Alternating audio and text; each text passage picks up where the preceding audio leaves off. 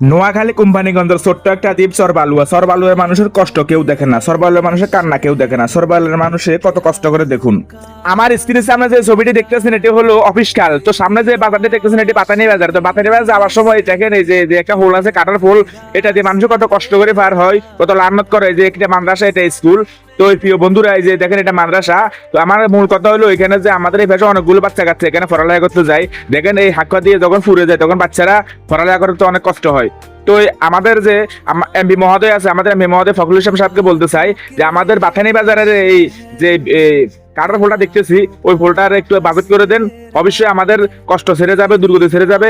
আমরা দেখতেছি আমাদের পাশে কেউ নাই, থাকলে আমাদের এই কষ্ট, এই দুর্গতি আমাদের হতো না।